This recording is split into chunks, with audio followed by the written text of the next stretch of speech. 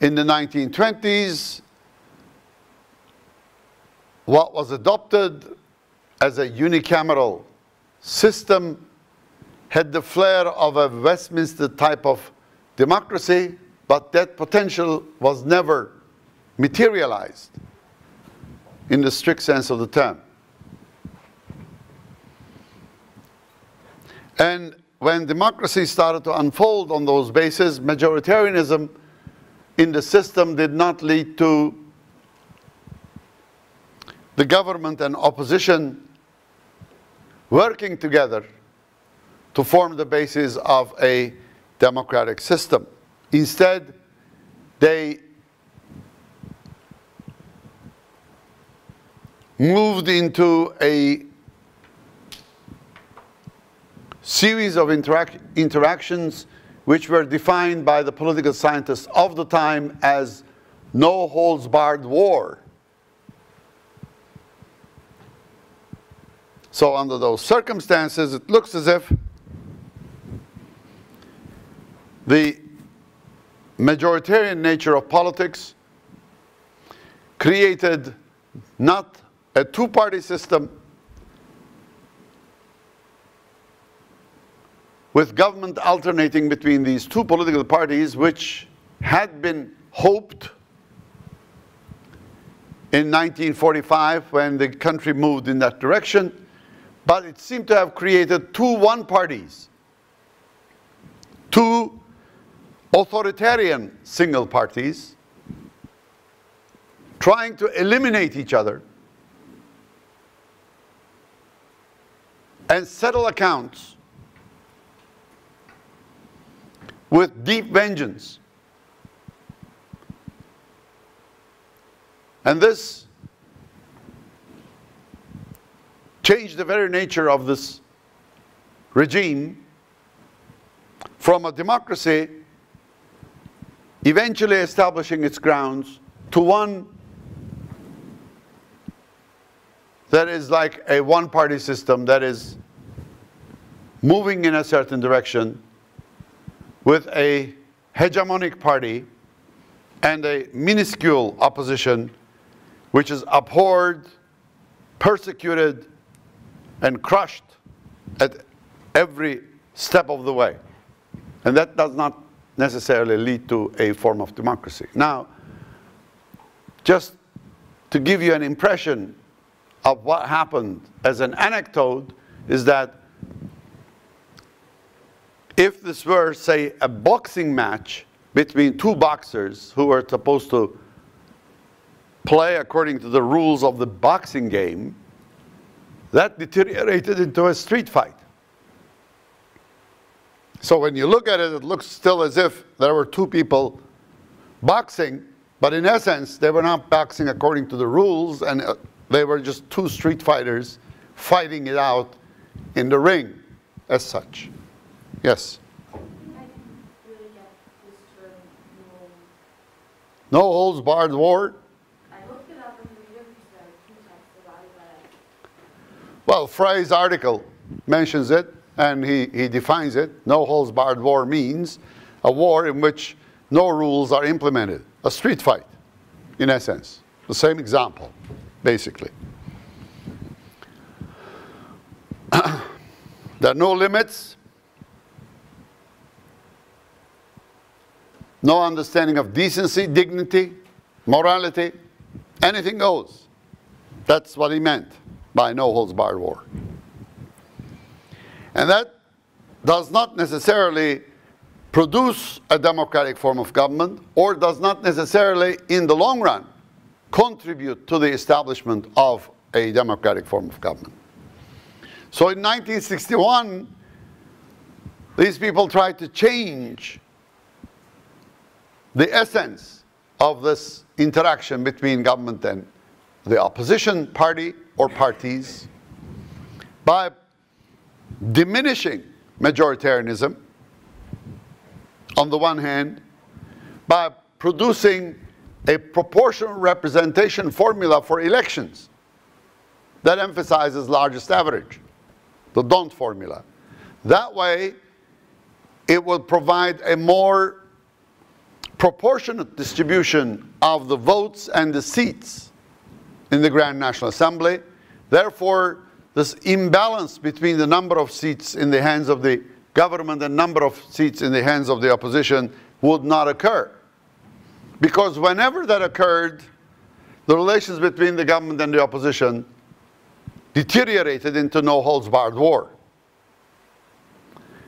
Government stigmatized, tried to delegitimize, and press and pressure and marginalize opposition and act arbitrarily without any hindrances, without any countervailing forces, without any other major institution holding them back.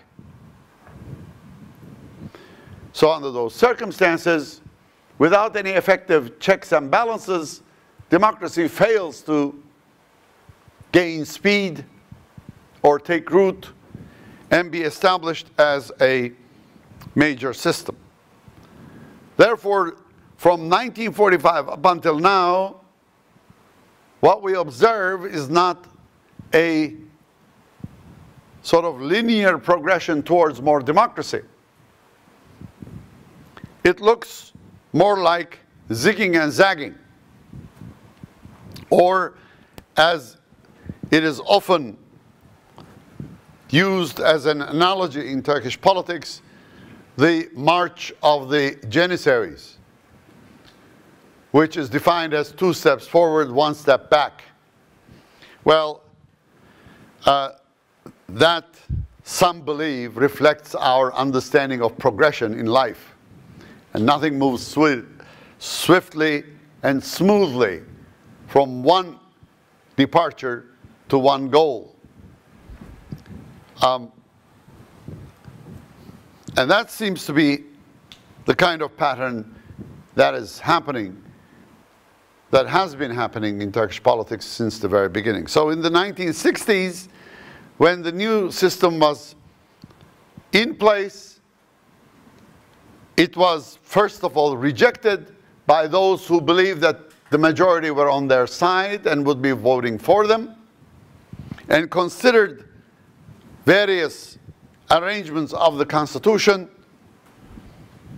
providing some checks and balances as a way of protecting the interests of the previous central elite, the bureaucrats having certain privileges untouched by the elections as an act of authoritarianism of some sort, and rejected them. So those political parties who come from a conservative background, supporting by the lower classes, peasants in the 1950s and 60s, and more so the urban proletariat and lumpen proletariat after the 60s and the 70s and 80s, assume that their stranglehold on the system, their hegemony, their right to monopoly of power, which would be catered to them by the support of these lower classes, are unnecessarily held back by these various designs,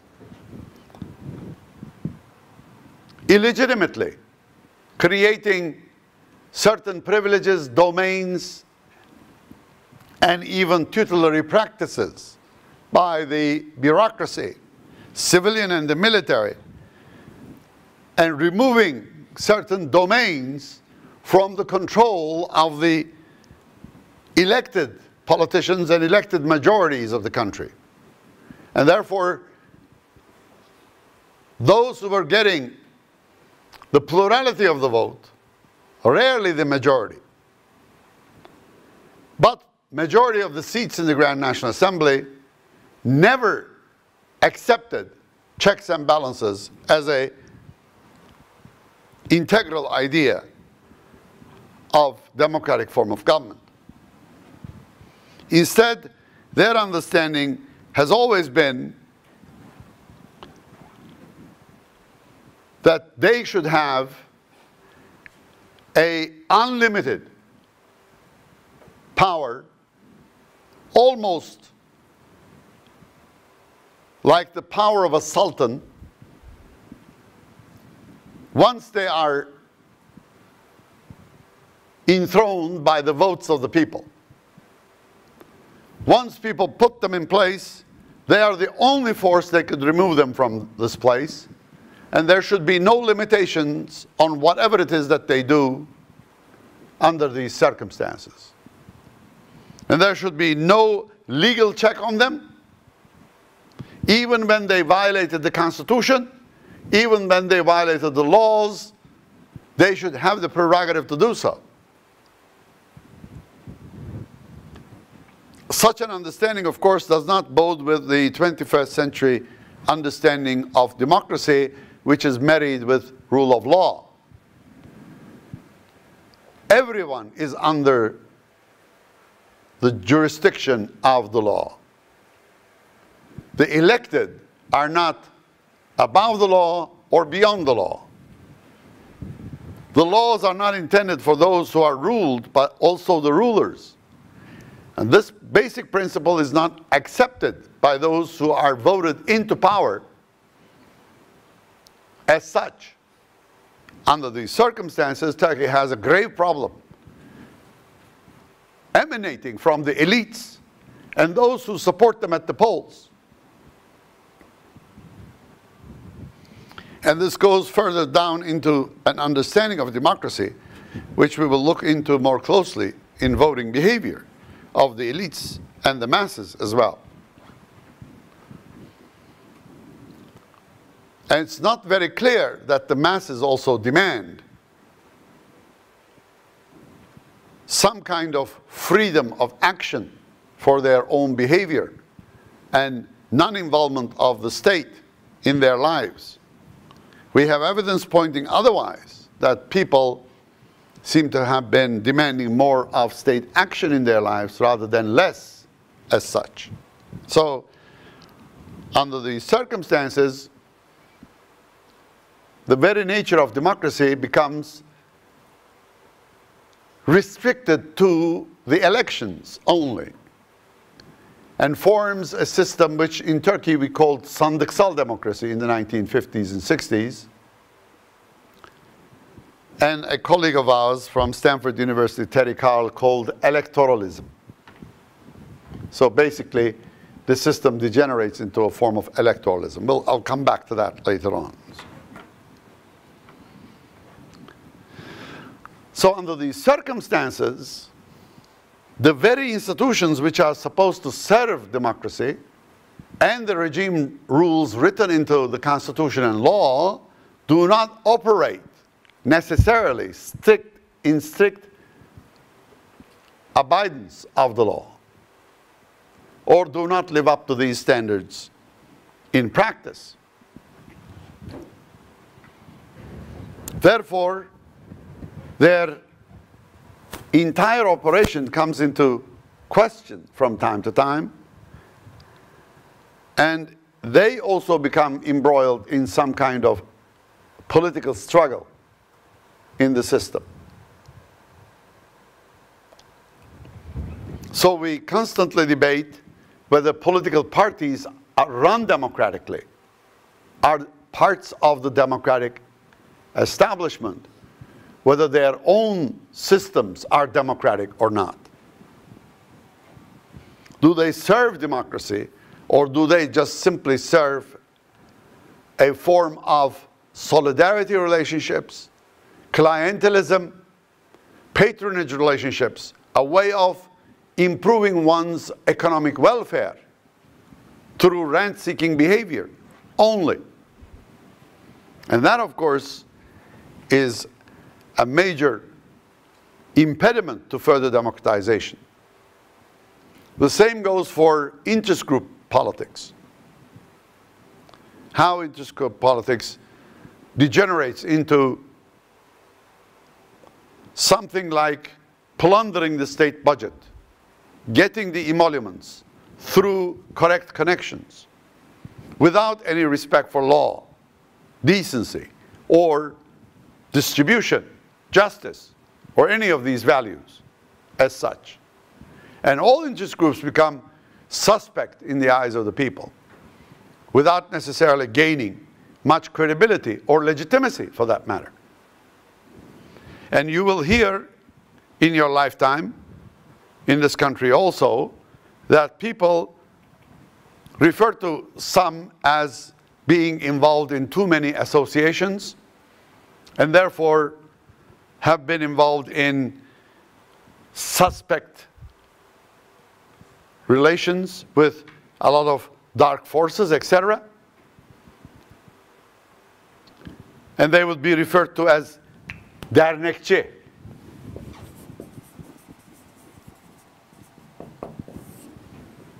Dernek is association. Someone who is doing associational activity. This is used as a criticism.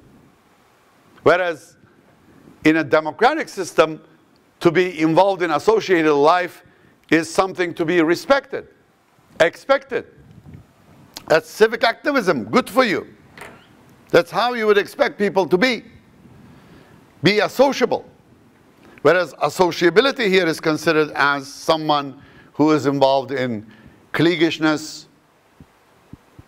conspiracy, and not to be accepted as a person who is trustworthy under these circumstances. And this, of course, has a toll on associability and civic activism in this country, which contributes it to being highly shallow. And then the best and most established institutions of the political system themselves are very frail. A legislature which is turned into something like notary public, a rubber stamp that does not really matter or work very much. It is approached disdainfully and for ridicule. And the legislature kowtows to the political power of the majority leader, and the majority leader emerges to become somebody like a Roman satrap or an Ottoman pasha in Egypt or whatever, who rules with enormous amount of power, with very little respect for those who follow him in the Grand National Assembly. And that creates an environment that does not necessarily contribute to government opposition relations and valuable, respectful pattern of behavior which attracts the attention of the best and the brightest in the society who are motivated to take part in politics. Instead, a lot of yes men and yes women get into politics who do not necessarily produce a high quality of legislation of any sort. Executive branch also deteriorates into partisan apportionment of agencies in most occasions, and at the same time, the judiciary is constantly pressured by the executive not to become a nuisance for the very activism of the executive branch of government. Some of which, or many of which, may fall into violation of the law, and which would require and should have required more involvement of the prosecutor in investigations and proper adjudication by the courts. So all of them become highly weak institutions in a democratic environment. Now, the 1960 practice, when it produced a more equitable distribution of the seats in comparison to the votes that political parties got, produced many political parties. And that resulted in the fragmentation of the party system and also fragmentation of the parliamentary system, parliamentary party system, which obviously resulted a potential for coalition government. And coalition governments then became even more difficult to manage and run, mainly because all of these political parties that feel as if they are one parties had great difficulty getting together with their partners. What happened in practice was the distribution of ministries and agencies of the state between many political parties, and each of them running a different form of government with different mentality and different partisan solidarities. So instead of a single coalition government, you had several party governments working together in government. So instead of one government, we had two governments, three governments, four governments, depending on how many political parties you have in coalition, and all acting disjointly, which obviously produced a lot of confused policies, contradicting each other, and establishing a compromise among them became enormously difficult. And as a coalition government, they failed to agree upon the policies. Some who came from conservative backgrounds tried to follow conservative policies. Some who came from a more social democratic or democratic left background tried to follow democratic left policies. And these policies started to clash with each other under these circumstances. And problems of the country failed to be solved effectively, as each tried to produce more patronage for those who supported them, so that in the next elections they may have the chance to be in government alone. They did not consider coalition government as a legitimate form of democratic government which they have to operate under, but as a transient form of government, a necessity, a pain in the neck, which in the next election will go away. So they will be bidding for time until the next election, when they will settle the account with their partners in the eyes of the voters, and once the voters supported them, they can then disregard their partners and move alone and form the government alone and run the government alone without necessarily accepting the demands of their partners in the coalition. So that created circumstances for government instability, and that led to the deepening of crises of Turkish economy and society deeply in the 1970s. And that developed a considerable amount of distaste for coalition governments in Turkey. And a lot of people started to speak against the coalition government. Well, not being able to manage the coalition government is another proof that Turkey's performance of democracy was either very low, or the Turkish governments failed to perform democratically at all.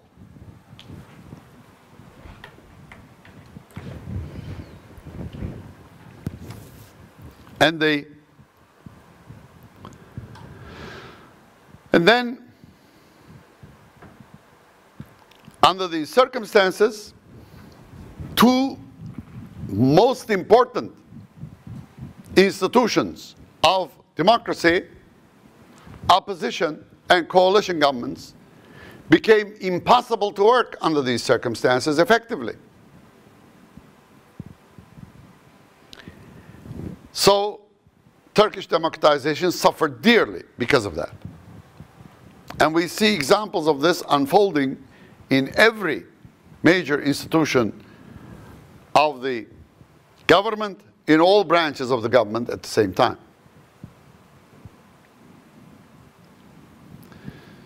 So the political institutions of the country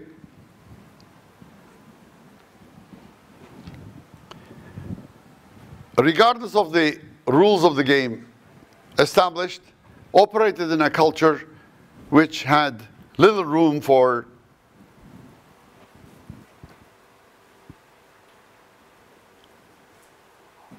democratic practice,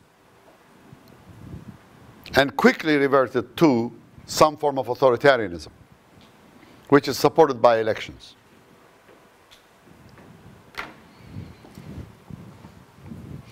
Now, I will start with the legislature, then continue with the executive branch of the government and the judiciary briefly, and then move on to elections, parties, interest groups, as the other institutions, and look at them more closely, examine them with you as closely as possible under these circumstances.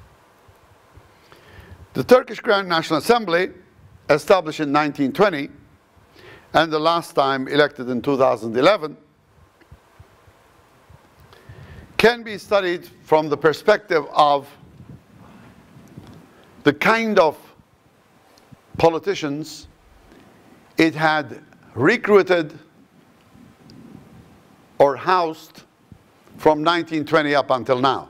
That's almost close to a century, 91 years. Now, at the very beginning, of course, there was a big turnover rate. What I'm presenting to you here are the turnover rates of the deputies of the Grand National Assembly from 1920 up until today. That is, the percentage of those who had been serving in the Grand National Assembly at any point in time, who had served before or who have been serving for the very first time, could be taken into perspective to measure what kind of a political career the Turkish politicians have in the legislature.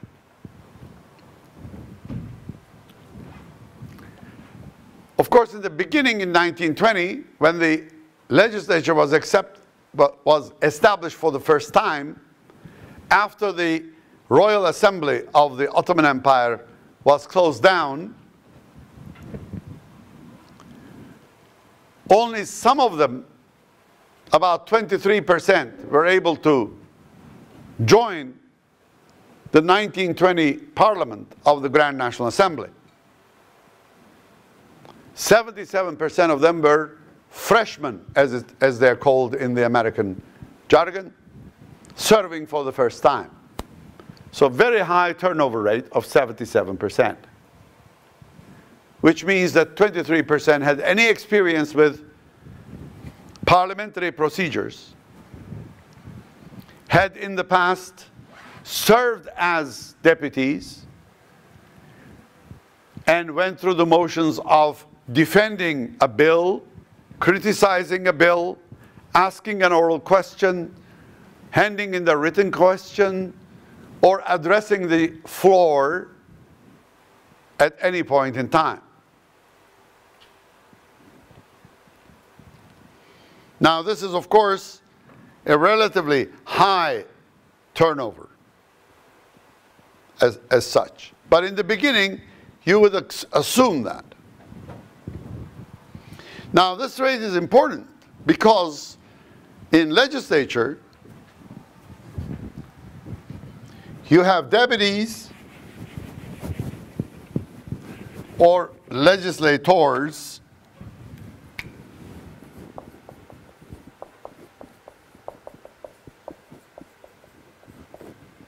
Turkish Grand National Assembly.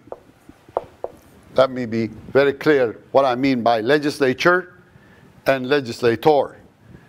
Türkiye Büyük Millet Meclisi, Turkish Grand National Assembly. The entire body is called the legislature.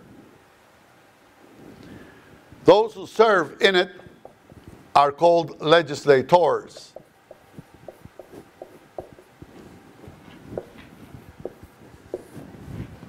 They are the milletvekilis. We may represent them as MV, or Member of Parliament, MP, for example, in the British usage. What I mean by a legislature is the body, legislator is the individual deputy who serves in that body. The legislature is organized in Turkey as an institution that emphasizes more ceremonial acts of a general body, which we technically refer to as a plenary body. So its plenary meetings are important,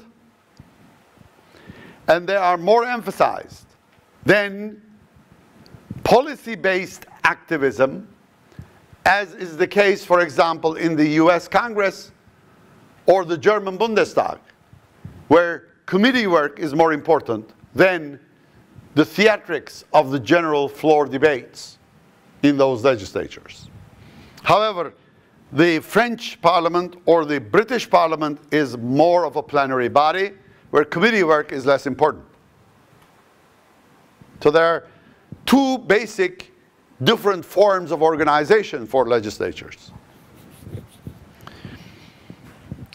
And it's the history, culture, and the way the Constitution is formulated and operates determines this very nature, which is encapsulated in the standing orders of a legislature.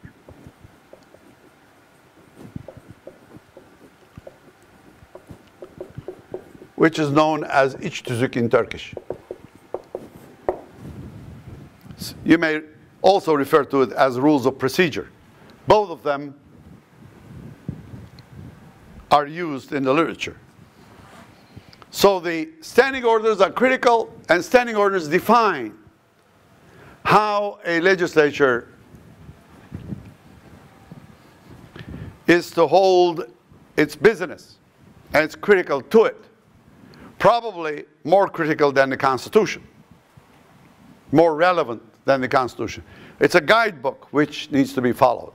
And if any of you have watched TRT3 airing the plenary debates in the Grand National Assembly on the general floor debates of the Assembly,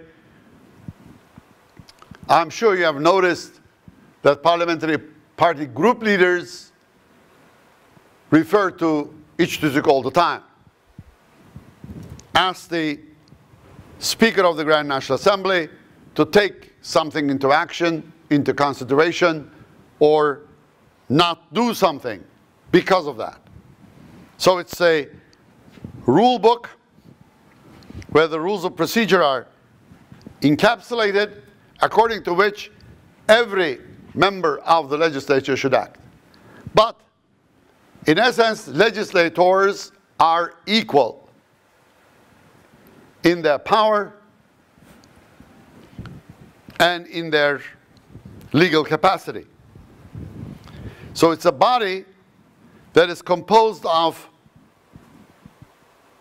members who have equal power. In the Turkish Grand National Assembly, we have 550 seats. So each legislator has one vote out of 550, and that one vote is equal to every other vote. So there is no way that this principle of equality can be overlooked. Now the legislature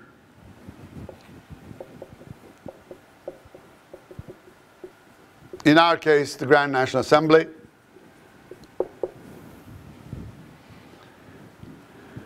has a General Assembly,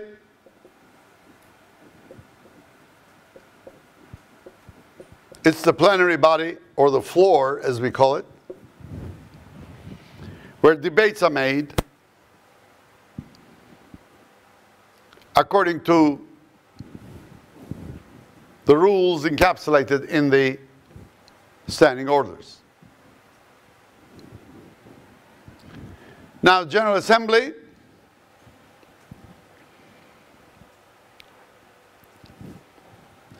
works on the initiatives provided by the members and consists of member legislators,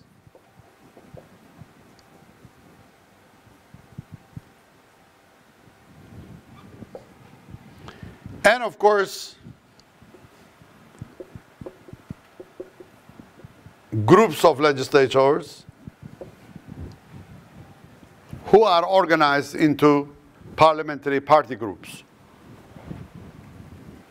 Standing orders determine how many legislators, deputies, members constitute a single parliamentary party group and how they are to be established. In the Turkish Grand National Assembly, it's 20 members. It has been 20 members since 1982 or even before. For the Grand National Assembly, originally in 1983, when it came into operation under the rules of the new constitution in 1982, had 400 seats. And 5% of them would constitute one parliamentary party group. And that made 20.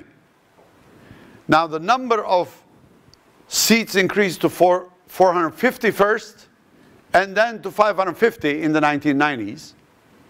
But the parliamentary party group number stayed the same, 20.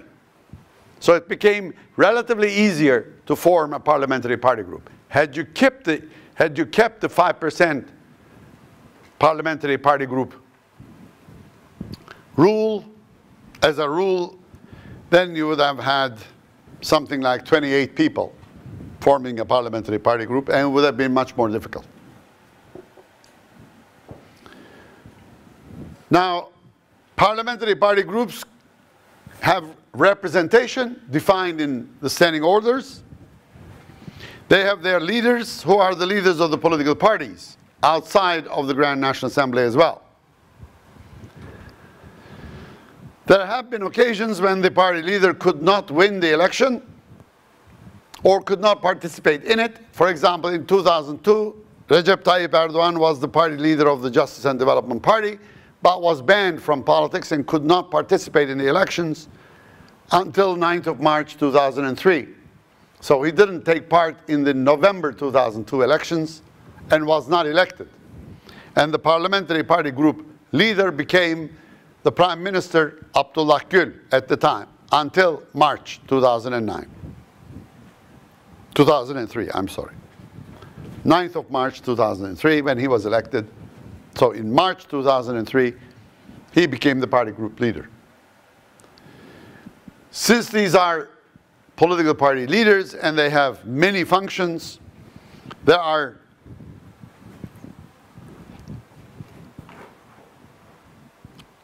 parliamentary party group sort of assistants to party leaders. And these assistants actually function as the leader, keep an eye on the group, and make them work as a disciplined party group in the elections, from the end of the elections until the next general election, where a new parliamentary party group may form. So the discipline is enforced by these parliamentary party group leaders' assistants. They're elected within the parliamentary party group by the vote of these people on most occasions. And these people then serve to lead the group in the absence of the party leader or the parliamentary party group leader. But they also make sure that these people act according to the decisions of the political party and follow the party line, which we refer to as party discipline. So Turkish parliamentary party groups are disciplined party groups, just like in other parliamentary party groups in Britain or in Germany or elsewhere. Not like the Americans, where there is no parliamentary party group discipline. Members are free to act as they wish according to their own calculations, according to their own agenda, according to their own career plans, according to their own interaction with their own electors back in their constituencies. Not so in Turkey. These are parliamentary party groups, and they're disciplined people. Just to give you what is meant by this, I will tell you again an anecdote by a very famous parliamentarian, not in Turkey, but in Britain. Sir Winston Churchill, who served all his life as a Conservative Party member, was once asked by a journalist about his career, several questions, and one of them was about, you have listened to many lectures, speeches, orations, how have they influenced your political career? He said, well, it is true, I have listened to a lot of political lectures and speeches. Many of them have influenced my ideas, and some of them even changed my ideas, but none of them influenced my vote. Whatever you listen to, whatever you believe in, doesn't matter. You vote whatever the party decides. You're a party man or woman. Period. That's discipline. Party discipline. You may try to change the party line, but that is an argument that has to be made within the party group, not on the floor debates. On the floor debates, you are supposed to be supporting the party line and party policy, whatever that may be. And that's disciplinary behavior. So you know how a certain parliamentary party group is going to vote for once they decide on a certain issue. And that vote is not going to change. Now, if someone fails to show up for the vote or changes his or her vote, then that person is considered as having acted against the party discipline. And that person is then disciplined by these parliamentary party group leadership, these assistants. In the British formulation, there is a certain office called the whip, which determines what kind of parliamentary disciplinary action is to be made. The function of the whip is carried out in the Turkish parliamentary system by these parliamentary party group leaders' assistants. They're the ones who are there to discipline these people. They can then report on their unacceptable disciplinary action, and then there can be a certain kind of procedure to take part within the political party. Not by the assembly, not by the legislature, but the party. Then the party asks them to account for their rebellious behavior, their mutiny, and they have to account for it and defend themselves. After that defense, they vote to execute him. Politically, of course. Not that they chopped his head off, but the connection between the deputy and the party group. Sack the guy. And therefore, that person will be simply dropped from membership of the political party. Yes, sir? How is the balance between the party groups of the leading political parties of the government and other...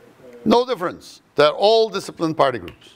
They all work the same way. Sorry? There are more party groups of the leading political party, or? No, there's one political party group for the Justice and Development Party, one for the Republican People's Party currently, one for the Nationalist Action Party, one for the, I think it was still a Peace and Democracy Party. And then there may be independents, individuals who are elected on their own merits, not connected to any political party, so there can be independent members. So there are members and party groups. Some of them are independent members, some of them are party groups. All of them are disciplined party groups, and they work in discipline. However, in practice, of course, each of these political parties have their own internal mechanisms, which may be different because they come from different walks of life, different ideological backgrounds, different agendas, and they may have different histories and therefore different cultures. So in a Republican People's Party, you find that their parliamentary party group are more vocal outside of the Grand National Assembly, whereas Justice and Development Party less vocal than that. But all of them are vocal. For example, after the events of December 2013, 9 members of the Justice and Development Party have departed from the party. They resigned themselves. I said, you know, we can't take this any longer. Our stomach aches. We're nauseating. Sorry. We don't want to do anything about corruption, and moved out. And they were, had they not moved out, since they had spoken against the government and government position on various security policies, corruption issues, etc., they would have been sacked anyway. So they were sort of forced to resign, or they resigned, because they believed that they wouldn't have much of a chance to stay in there. So there is some kind of disagreement in every political party group, but in some of them the limits seem to be wider, others much narrower in terms of where they stand. And of course these parliamentary party groups each have their own smaller cliques in them, which we call factions.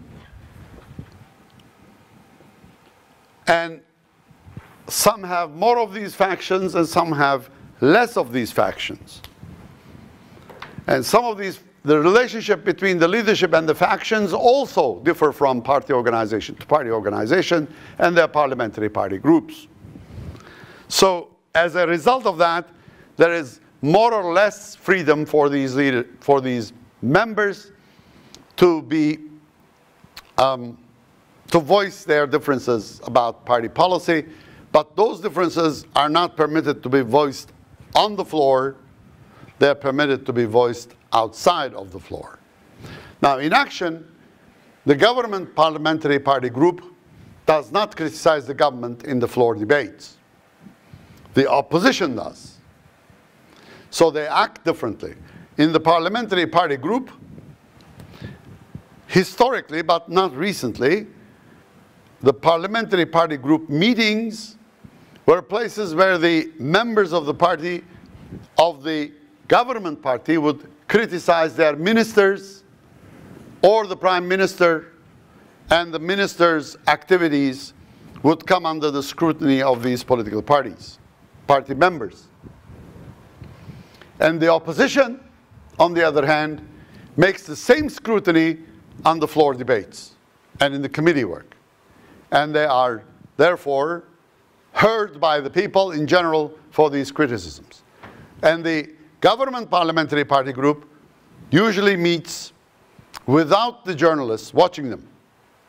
So the criticisms stay within the parliamentary party group. Of course, they leak, but they are not supposed to be transparent. Whereas the opposition parliamentary party groups' criticisms of the government are made in public on floor debates. And therefore, they are free to do so. The government parliamentary party group, however, members are to defend the government in the floor debates, not to criticize it. The only place they can criticize it is in the parliamentary party group meetings, which they hold before the General Assembly meet every Tuesday, Wednesday, and Thursday. According to the standing orders, floor debates take place on Tuesday afternoon, Wednesday afternoon, and Thursday afternoon. But the Grand National Assembly can decide to extend this period into Friday, Saturday, and Sunday if need be. But in most occasions, it is expected of the deputies to vacate Ankara, the capital city, and go to their constituencies over the long weekend, Friday, Saturday, Sunday, and Monday, and come back Monday to join the parliamentary party group meetings on Tuesday morning, where these debates can continue, and that way they would touch bases with their constituents during the week, and that there will be some kind of interaction between the voters and their representatives on 4 days of the week, and they would meet on general floor activities 3 days of the week. Committees can meet in other days also, so there may be some committee work as well. So we do have, on top of these, what we call commissions in Turkey of the Grand National Assembly, who operate on the same majority principle, where the commissions are established by the standing order as standing committees,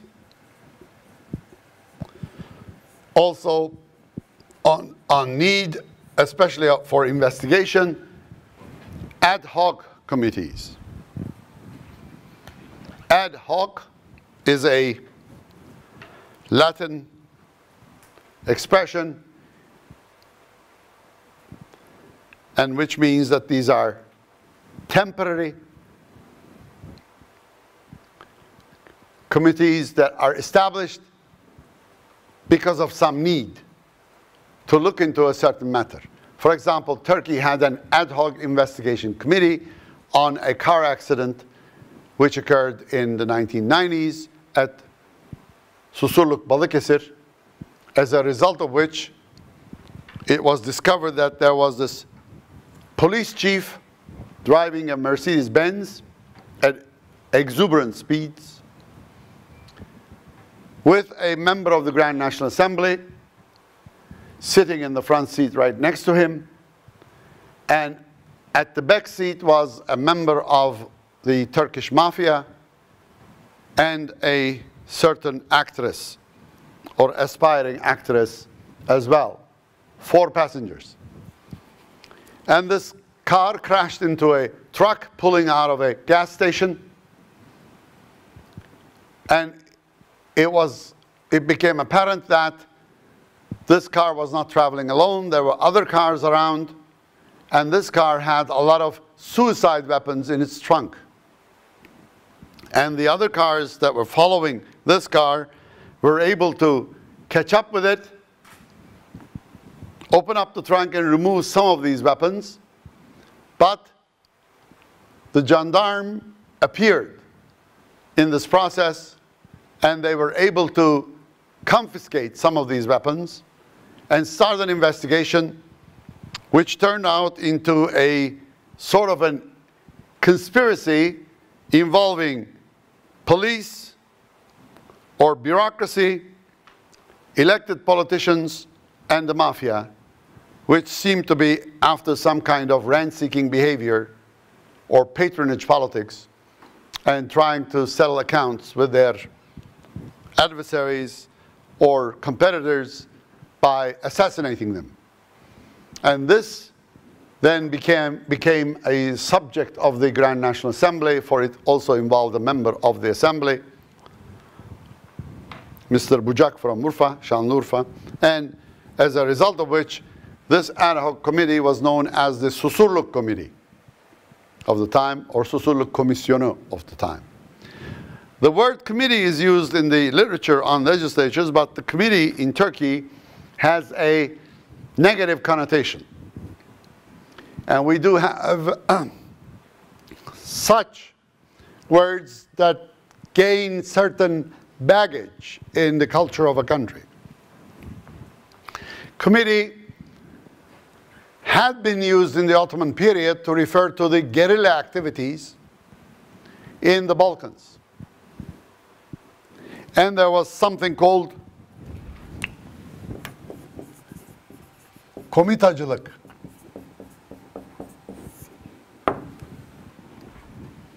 Meaning guerrilla in a sense. So committee and clandestine, secret, conspiratorial, violent activity became synonymous, as a result of which the term commission was adopted instead of committee in the legislature, and Turkish Grand National Assembly doesn't have committees but commissions, whereas many other parliamentary bodies in the world have committees because of that reason. Now, standing committees are organized parallel to the ministries, and each ministry has a corresponding committee that looks into the same matter as that executive branch of the government. So there is a standing committee on national education, there's a standing committee on energy, there's a standing committee on reconstruction and development, there's a standing committee on the economy and the budget, there's a standing committee on foreign affairs, there's a standing committee on justice, there's a standing committee on constitutional law, so on and so forth.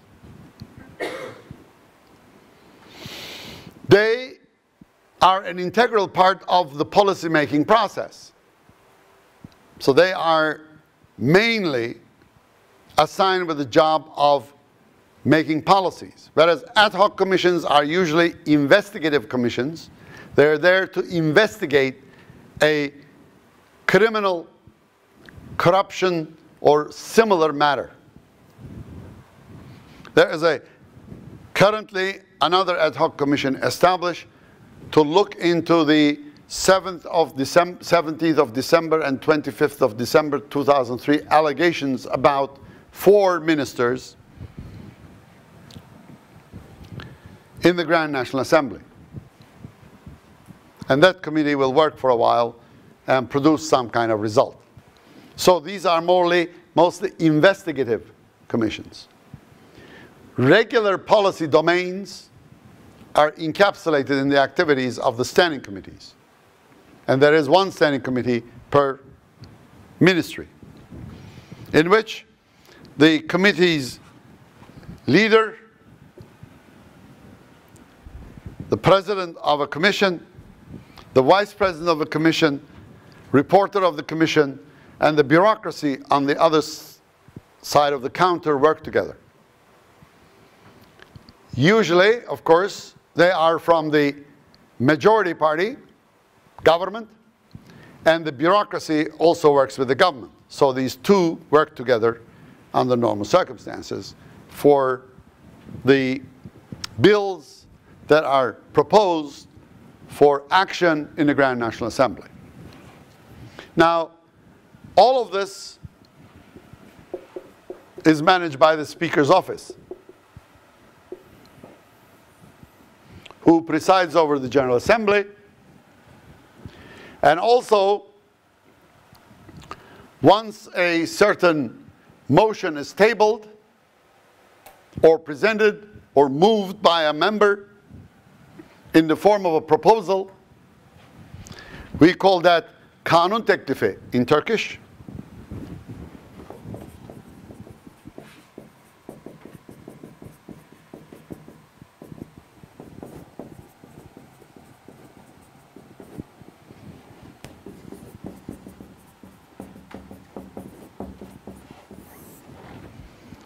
It is a bill proposed by a deputy.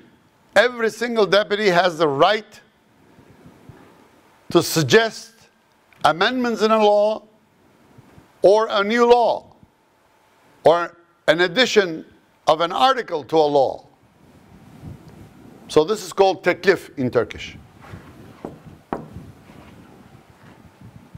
Then there is the government-sponsored bills,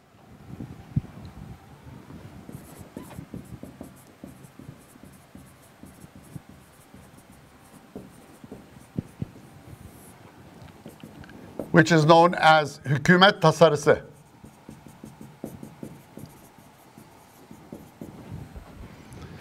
So in the press, when these two concepts are used, if they're used correctly, you can understand whether a certain proposed bill comes from the government or from the deputy or deputies.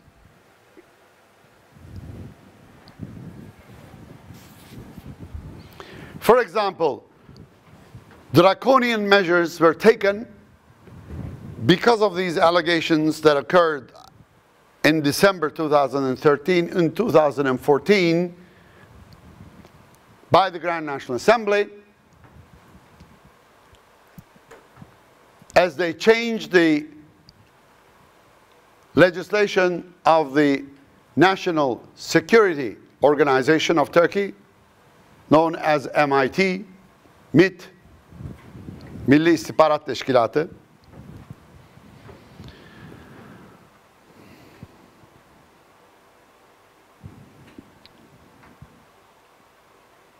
And currently, the Grand National Assembly is adding more draconian measures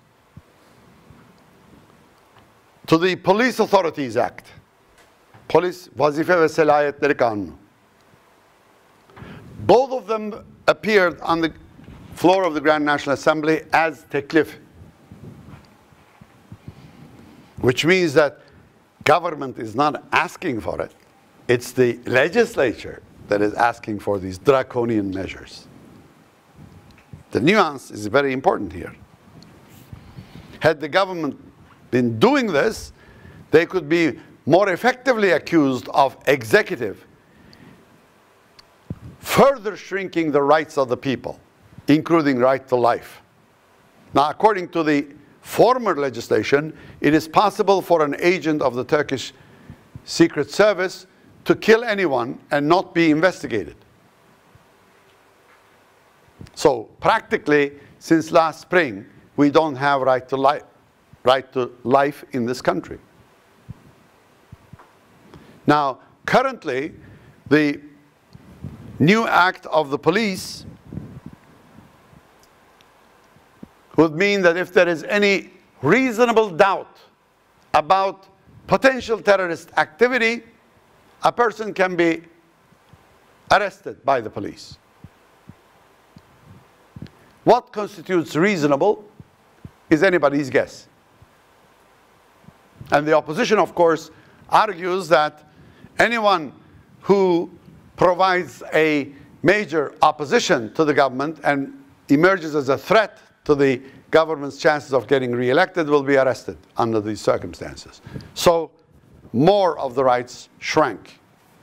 Not by government-sponsored bill, but by the proposal made by some deputies, who incidentally belong to the majority group, the government political party.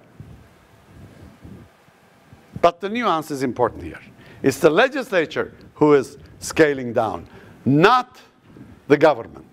For the government-sponsored bills come directly from the government, executive branch of the government, and they are bills that are drawn up by negotiations between the interest groups and the bureaucracy, and then put forth to the signature of the minister in charge, who then presents it to the Council of Ministers, and if all Council of Ministers members sign this, then it will be sent over to the Speaker's office in the Grand National Assembly to be added onto the agenda of the general floor, where it will be debated and motioned to become a new bill. For the 1980s and 90s, I calculated, for example, the chance of a government-sponsored bill to go through the Grand National Assembly. It's approximately 85%. So about 85% of the time, these government-sponsored bills will fly through without any changes in the Grand National Assembly. It's just a rubber stamp. That's it.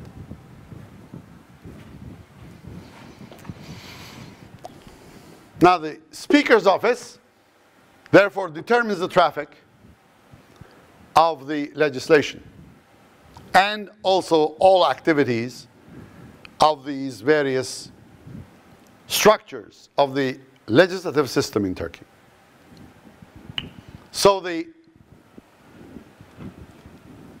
proposals are made to the Speaker's office, either in the form of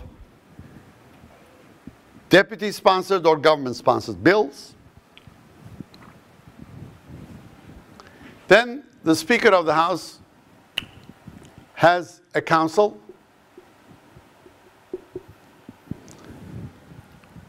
This council meets, in which again the basic principle of majority is implemented. So the council meets with the representatives of parliamentary party groups every week. They determine the agenda, which will be used in the floor debates in the General Assembly on Tuesday afternoon. Now the trick here is to be able to put a certain proposed bill or debate item as high up on the agenda as possible. Whoever controls the agenda and the ranking of the bills on the agenda controls what is discussed by the Grand National Assembly, what is written into law, what has been taken up as a policy matter by the committees of the Grand National Assembly, and therefore agenda preparation and agenda setting is the most important power game in the Grand National Assembly. And that is done by the majority. So the majority in the Speaker's Council, Başkanlık Divanı, more or less asserts, since it's a strict vote on majority, what the agenda of the week is going to be for the Grand National Assembly. And of course it keeps changing. Some items go into this agenda and stay there for 4 years, 8 years, 16 years, never go up. And it's only some on the top that can be taken up by the floor debates and discussed in these debates. Therefore, the power game in the legislature is about setting up the agenda.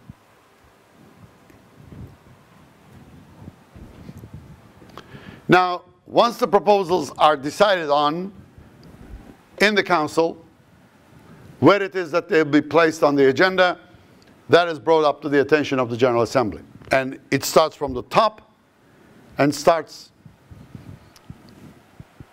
discussing the details of these proposed bills or proposals that constitute the agenda. It's the General Assembly vote that decides what needs to be done on them. The majority can refuse to look into this matter and vote it down. Most bills suggested by the opposition either do not get into the agenda, or when they get into the agenda and eventually picked up by the General Assembly, they are not accepted, they are rejected. Now, there are certain control mechanisms, such as Gensoru, for example, interpellation, which by the definition of the standing orders goes on top of the agenda, and there is nothing the majority party group can do about it. So if there is a Gensoru, an interpellation on a certain minister, because that person is known to have violated the law, or his policies are not working, etc., then it is taken up as the first agenda item and decided upon by the Grand National Assembly floor debates, by a vote of the General Assembly, and then the next item pops up. So there are certain control items in the standing orders which the opposition can also insert its influence, but only in some occasions and in those rather drastic interventions, not regular business as such. There are also periods of oral questions and written questions. And these questions are always asked by the opposition. For example, last week we learned from such a question asked by a deputy from the Republican People's Party, Oktay Ekşi, which was answered by the Minister of Finance, Mr. Şimşek, that the public bid regulations, Devlet İhale Kanunu, had 113 of its articles amended since Justice and Development Party came to power. Now, a few of those may have been necessities which had been overlooked before. But this public bid law had been enacted by the previous coalition government as part of Turkish political reform to conform to the standards of acquis communautaire of the European Union. And it was hailed as a big step in the right direction for tidying up the corrupt practices in Turkey. That's how it was introduced, how it was welcomed. Okay? If it's changed 113 of its articles, that means there had been 113 attempts or something like it for corruption. Very clear. So these questions are not that trivial.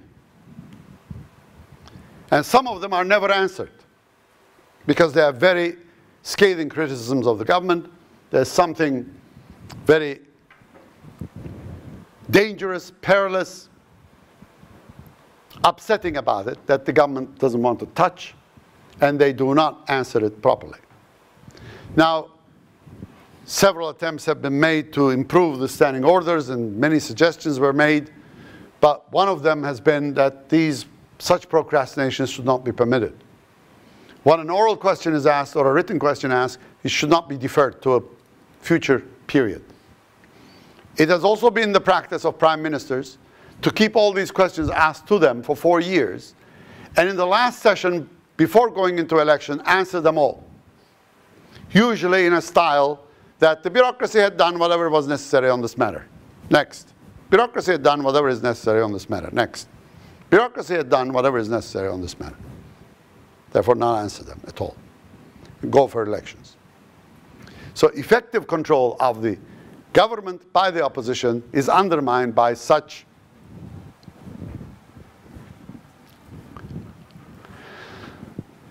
deferral actions, postponements, and disdainful attitude towards the opposition, in essence. That is also part of the malaise that Turkey is facing in the operation of the system. So the oral and written questions are asked by members, usually of the opposition party group, by single members, not by the party groups. And then there is, of course, as I told you, interpellations.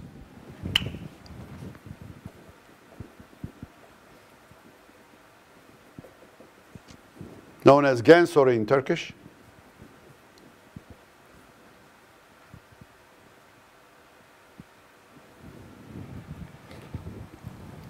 Which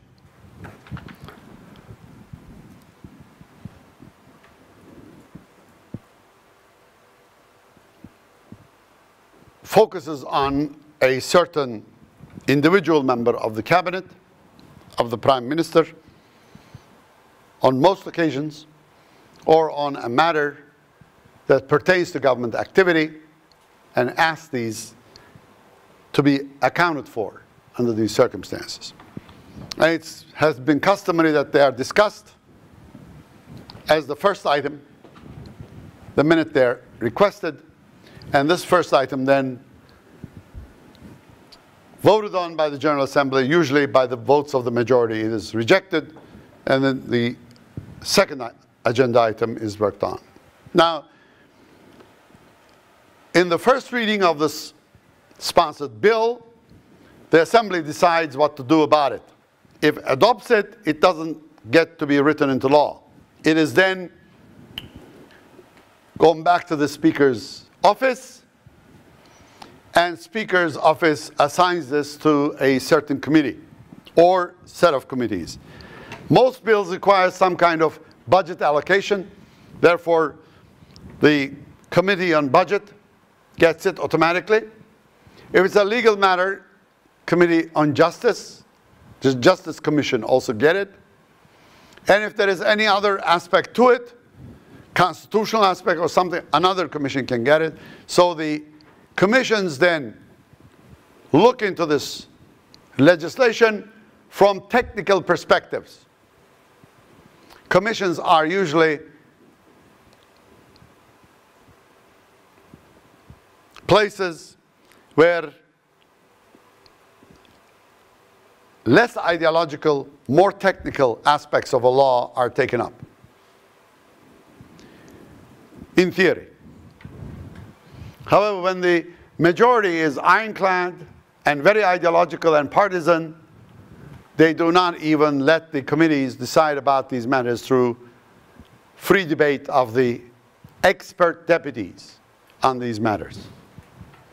And after 1998, 1997, 1998, even committee meetings have turned relatively violent in the country. Up until then, commissions worked in a relatively calm and serene and technical environment where there was not much partisanship and political ideological debate continued. I mean, if you're going to allocate a certain sum to, say, building a road, and this is sent to the Commission on Reconstruction and Development, most people serving on that commission are civil engineers or architects, and they looked at these proposals from the perspective of their technical expertise and would finally pass a judgment on whether this is feasible, whether the suggested budgetary figures are appropriate, too much, too little, whether this is doable, feasible, and then cast a vote on this.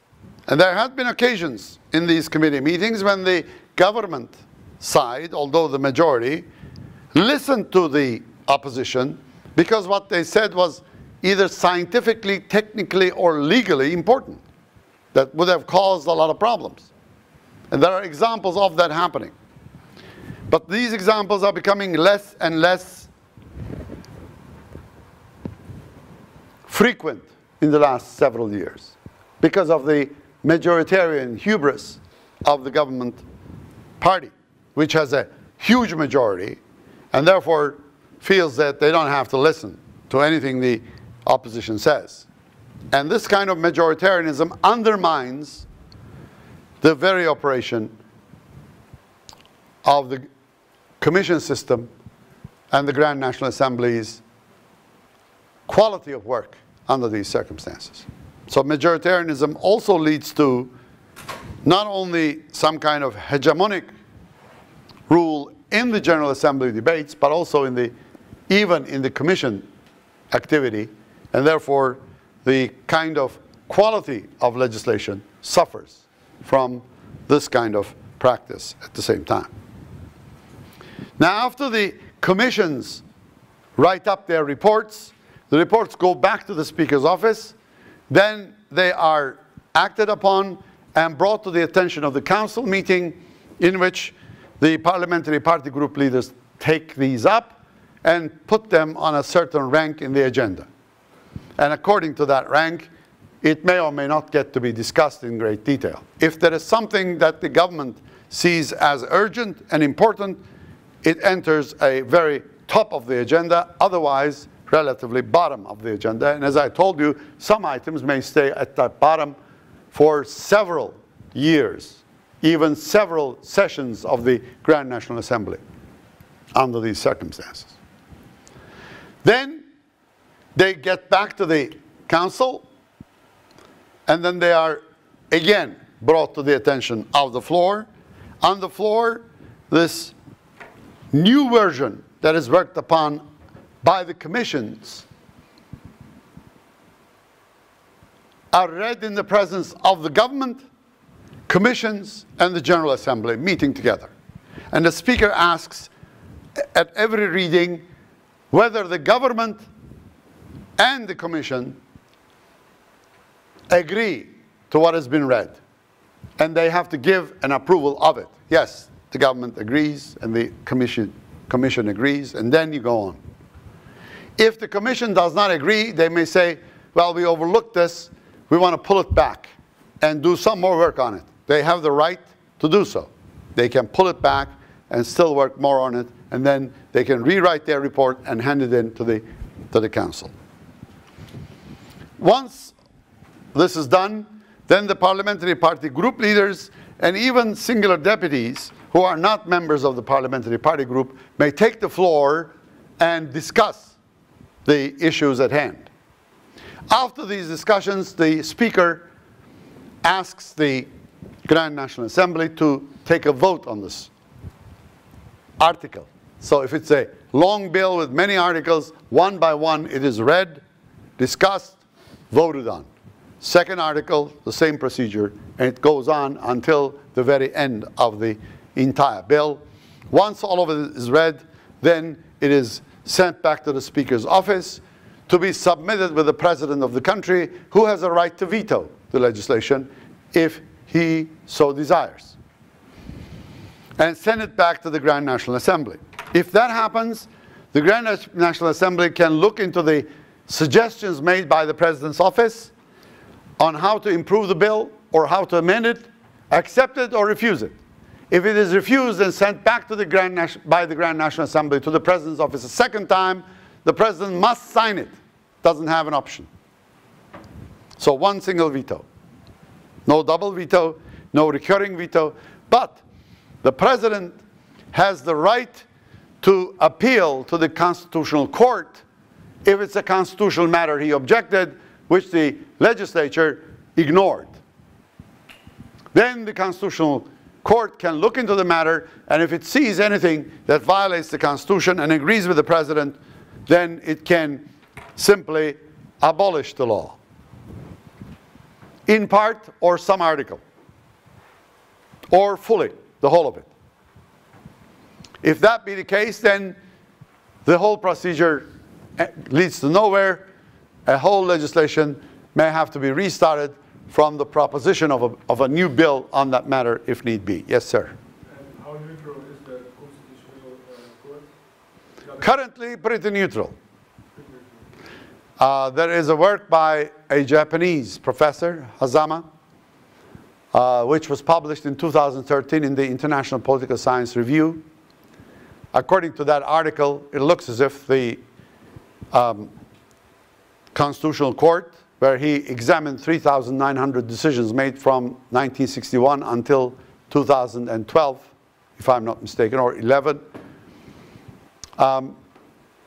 that the decisions seem to be pretty neutral in line with the law or the Constitution as such. So throws it back. If that happens, then the legislation is pretty much dead. But if the Constitutional Court or the President sees nothing wrong with the text, then the President sends it to the Prime Minister's office to be published in the official gazette. Whatever is published in the official gazette becomes the official law.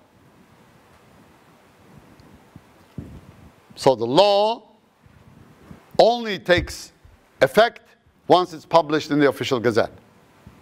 There have been bills that are accepted by the President but not published in the official gazette, for example.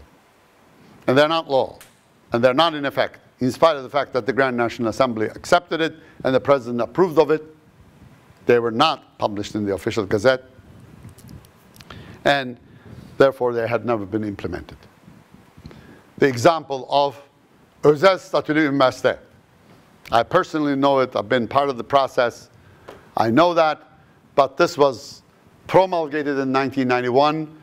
The Motherland Party government was going for early election, and the Prime Minister, Mesut Yilmaz, decided that the next Prime Minister enact this. that the circumstances were not good enough for this to be published. And he actually put it off. And he did not implement the law. And that law is, to this day, has been sidelined and gone. So there are such occasions in which these sorts of things happen from time to time, but they are very, very few and exceptional. So I've told you all of this to understand what it is that I'm going to talk about and why this is important. The more people know about how this system works, the better they are able to take part in it, interfere at critical times,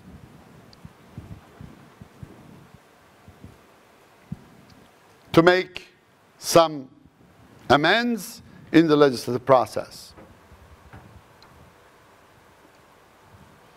So with 23% of the people who have had any legislative experience, we had a lot of non-professional, unexperienced freshmen serving at the time in 1920.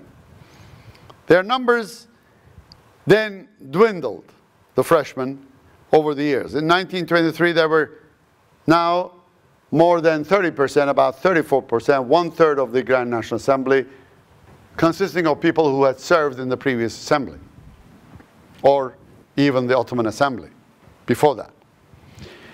In 1927, now a majority turned out to be serving in the Grand National Assembly, a second term at the least. This time, it's close to 60% now, about two-thirds now serving, about 63% serving in the Grand National Assembly who had served earlier. And it kept about 60% until 1943. In 1946, Turkey had its first parliamentary multi-party election. And number of freshmen increased, briefly. Because it was not a free and fair election, so many Republican People's Party deputies who had served earlier were able to regain their seats one way or the other. In most occasions, rigging the elections. Few Democrats were able to creep in, and therefore the numbers did not change much. And for the entire period between 1920 until 1943, the average turnover rate was about 44%. So more than half of the people, on the average, served on the Grand National Assembly. They were not elected for the first time. So there was an accumulation of expertise, professionalism. And with such legislatures, we also observe that relatively senior members gain the respect of their fellow deputies. Although they are equal in all regard, some of these people serve as parliamentary party group leadership, part of the leadership, as the assistant party leaders and what have you. For long periods of time, they obviously gain a lot of notoriety, fame, and importance, and they start to wield powers that the other deputies do not necessarily have, because they're the ones who impose discipline, etc. So, as a result of that, tenure matters in the way the legislature is organized and run. It produces certain new roles undefined by the Constitution or the standing orders, and sorry, and that provides for a basic new set of norms for smoother and better quality operation of the legislative system. And the institutional model of this organization improves by that kind of improved tenure. But if you have a huge group of people serving all the time, about 100%, then it becomes a little bit sclerotic, should I say, old age disease. They become too familiar with the system, so it's a sort of a curvilinear relationship. Very few of it is a problem. Too many of them serving for long periods of time is a problem. It's somewhere in between that legislatures gain a lot of respect in the eyes of those who interact with them, and also in their own eyes, self-respect, and they become more institutionalized as a structure that performs its major functions. Now, I think we have already covered the essential characteristics of turnover rates and how they influence the performance of a legislative system. For it's a complicated system, it has its own written rules and norms according to which individual deputies act, and they learn these rules by practice, not only by reading the standing orders, but practicing the standing orders, and also by participation in the activities of the Grand National Assembly's various structures. The General Assembly, the commissions, or do the committee work, the council, and then use various mechanisms to propose bills, to vote on bills, to deliberate bills, and the like, and also various control facilities, interpellations, demands for investigations, oral and written questions, which not only inform them, but also us. So whatever happens in the General Assembly,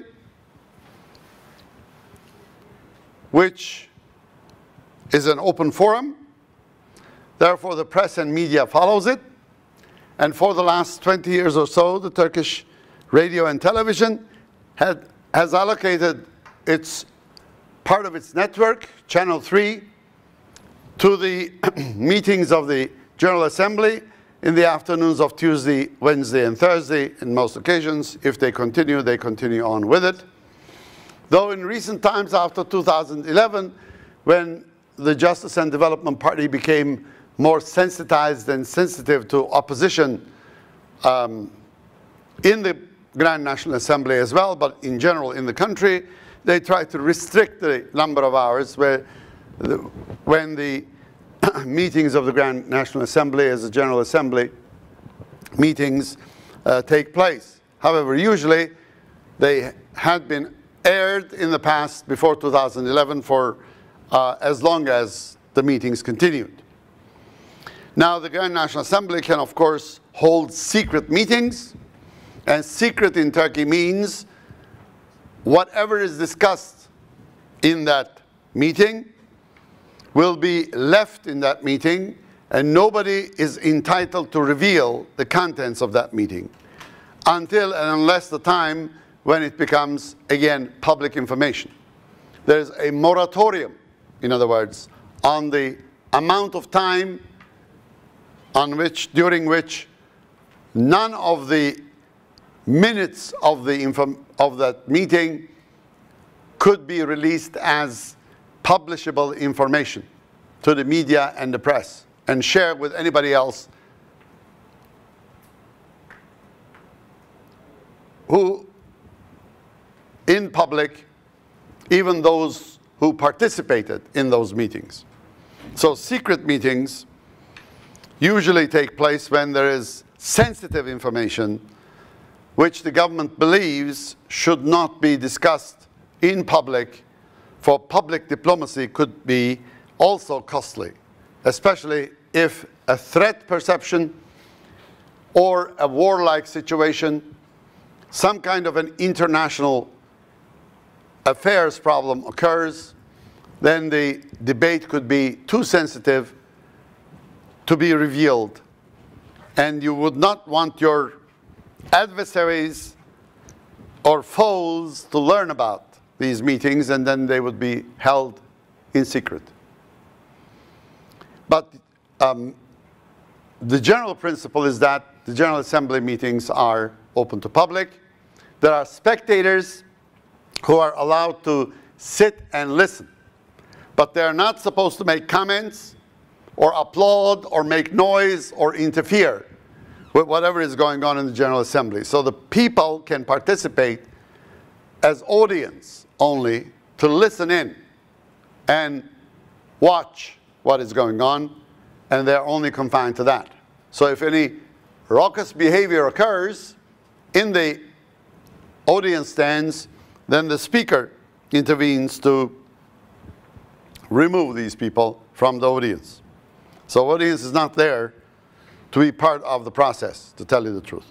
But on the other hand, all voters are audience because the meetings are aired on TRT3. Some of you may have watched it. Most of it is rather tedious, not very interesting, technical. And the debates can be very sterile at most times.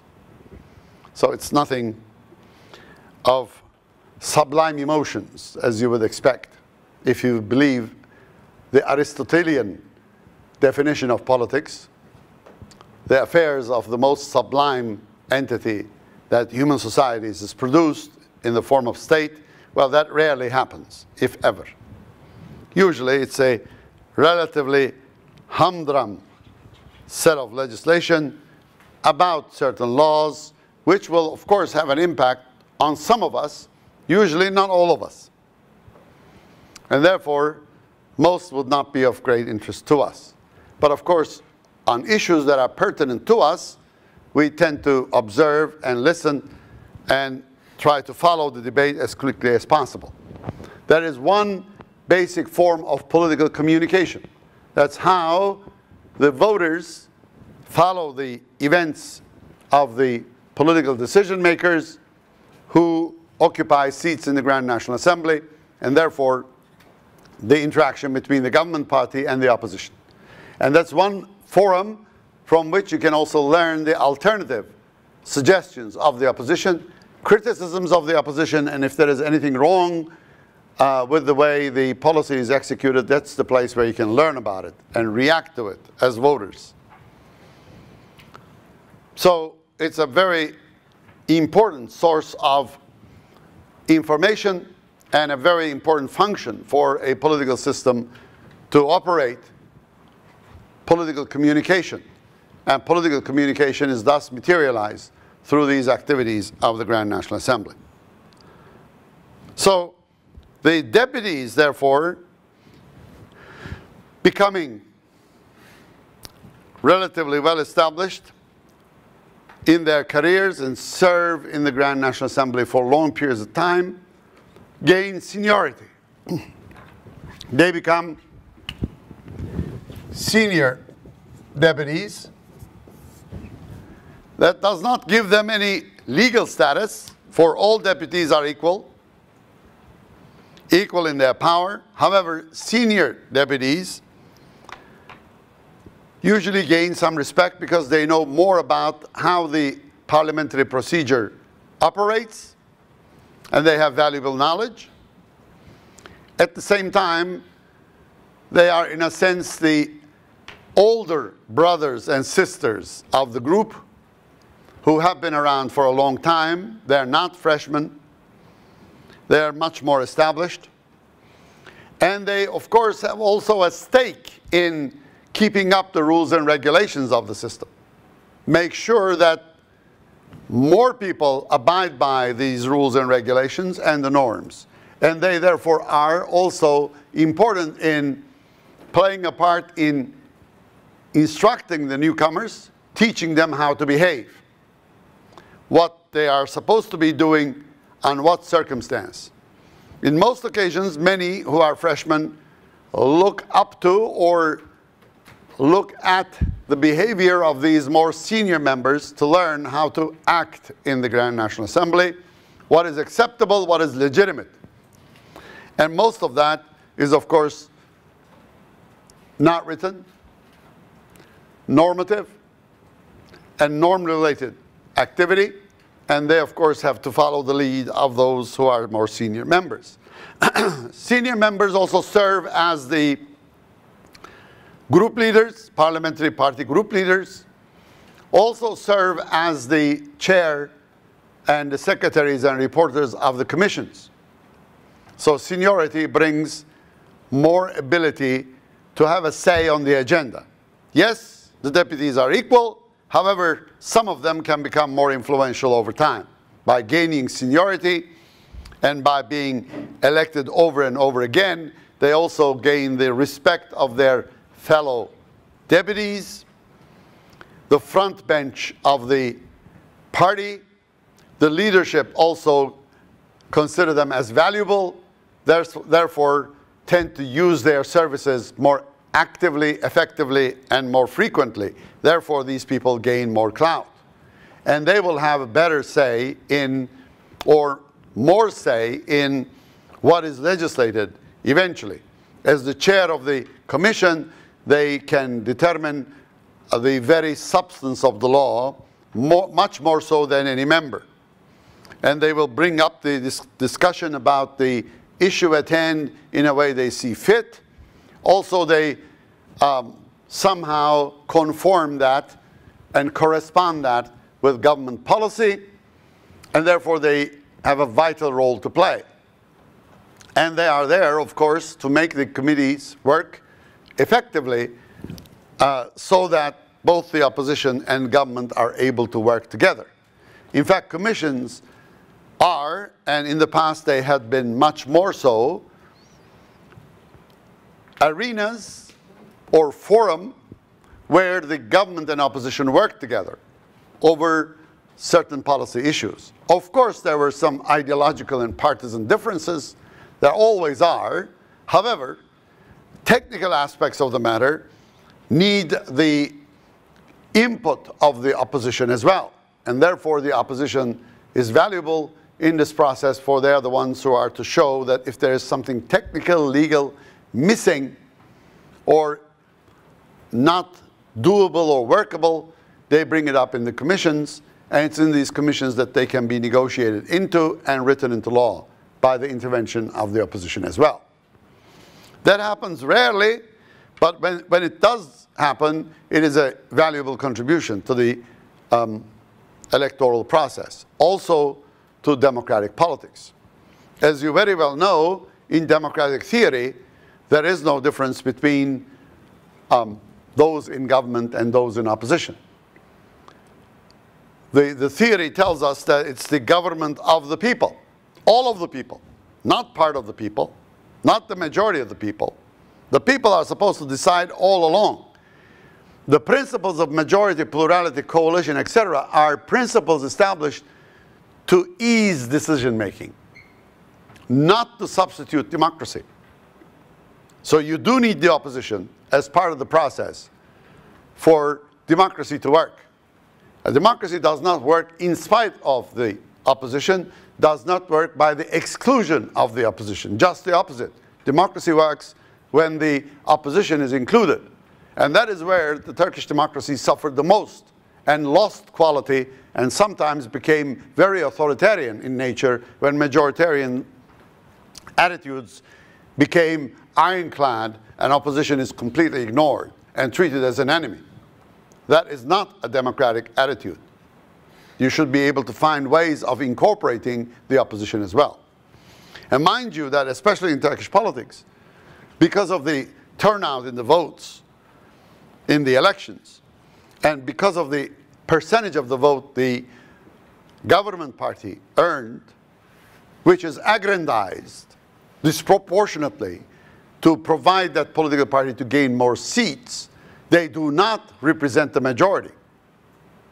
None of the political parties who have served in the Turkish Grand National Assembly has ever represented the majority. Some never voted, 15, 20, 25%.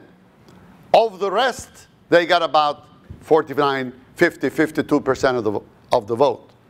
Of the whole registered voters, they only got about 40% or less of the vote under any circumstance. But they have to act to include the rest 60% who did not vote for them. And that's where they failed dismally.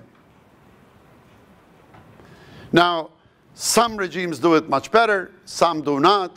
But in the Turkish case, this has now become extremely difficult to realize or materialize. And that creates, of course, a system that is deeply polarized, ignoring large swaths of the population, sometimes the majority of the population on most issues, and that creates enormous problems of legitimacy of decisions, implementation of decisions, and of course, resistance to decisions that are being made in most occasions.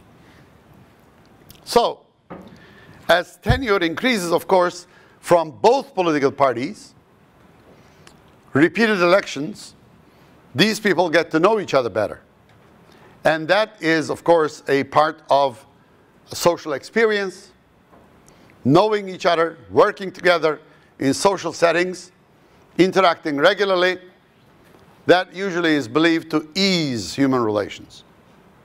And therefore, you know each other better. You know what kind of a character the individual has. On most occasions, that is a favorable attitude. So you know how to approach this guy, engage this person, include this person, how to refer to this person if you would like to make him work with you, establish cooperation. So the larger the number of people who have been serving, easier it is for them to establish a certain cultural atmosphere in which they share a lot, cooperate a lot, and they develop their own history and their own culture, their own specific culture, the floor culture or the legislative culture under these circumstances. So increased tenure is important. However, as you can see, because of the changes in the Turkish political system, first in the one-party era, which lasted from 1920, or more so after 1925, until 1946, or 45, or all the way to 1950, depending on which dates you take. It lasted about 25 years on the average, from 1925 until the 1946 elections, which was not free and fair. Therefore, the hegemony of the one party continued until 1950. But we officially moved out of the one-party system by the 1946 elections, and the decisions to end one-party rule was in 1945. So we can define it as the period between 1925, when there was a clampdown on opposition with the imposition of a censorship through Takrir-i Sükun Kanunu, and all the way until 1945, when multi-party politics became a possibility, with new political parties were legally established to take part in the 1946 election. So in that period, approximately 55% of the legislators became relatively better ingrained or established in the Grand National Assembly. They served multiple periods of time. And the number of freshmen and their percentage dropped from about 23% of returned MPs, or 77% freshmen, to about 30% or so by 1940s. In 1946, freshmen increased again because Democrat Party won some seats and they were serving there for the first time. But the real turnover occurred in 1950, which is known as the White Revolution of 14th of May 1950 election. There was a landslide and the Republican People's Party was swept aside as the Democrats developed a hegemonic stranglehold over the Grand National Assembly. And this time it was even more than 1920, 81%, 4 percentage points more, 81% of the deputies were freshmen. Only 19% had served in the past. So the previous establishment was simply jettisoned or purged from politics as of 1950. And of course, by winning elections in 1954 and 57, the freshmen dropped dramatically as more Democrat Party members served for longer periods of time. But then came the 1960 military coup, which swept the Democrat Party aside. Another stellar turnover rate, 84% materialized. 1965, 1969, 1973 elections indicate that, again, the number of freshmen started to drop. Members of the Grand National Assembly, MVs, who have been serving for longer periods of time, came to rule, and therefore, under the circumstances, all the way to 1980, the average freshman, not as great as the earlier 20s and 30s and 40s, but something like 40% on the average began to serve in multiple sessions of the Grand National Assembly, and the freshman numbers started to drop towards 50%. Again, huge numbers. Now, in '83, Turkey went back to multi-party politics again with an unfair election, which was monitored closely by the military government, and they vetoed some political parties and some members, and therefore it was not a democratic election, so to speak, in 1983. Depending on whether you include the Senate or not, the freshmen again increased to stellar numbers and percentages. 85% if you include the senators, 91% if you do not include the senators who had served earlier as the new deputies of the Grand National Assembly. Huge.